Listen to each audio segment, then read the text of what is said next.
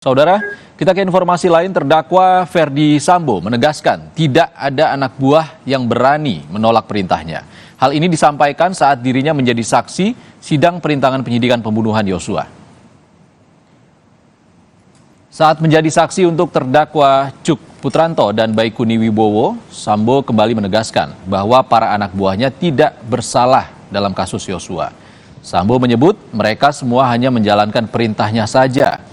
Menurut Sambo, selama 28 tahun dirinya berdinas di Polri, tidak pernah memberikan perintah yang salah. Hal inilah yang membuat anak buahnya selalu melaksanakan perintahnya.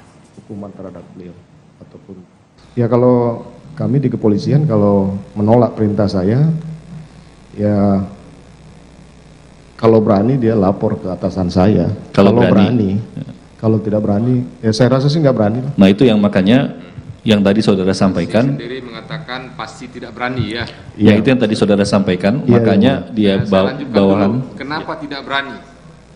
Mohon maaf yang mulia, saya 28 tahun dinas itu, saya sekali lagi mohon maaf, saya tidak pernah memberikan perintah yang salah kepada anggota. Saya 28 tahun dinas, makanya mereka pasti akan mencoba untuk melaksanakan perintah itu. Walaupun perintah itu bertentangan dengan undang-undang atau aturan. Iya, karena saya juga sudah menyampaikan ke terdakwa Cuk, saya tanggung jawab. Ya. Tapi kan kemudian ini terbuka, makanya saya sudah sampaikan di sidang kode etik, mereka ini nggak ada yang salah. Saya yang salah, saya tanggung jawab semua. Saya sudah mengorbankan mereka dengan memberikan perintah yang salah yang mulia.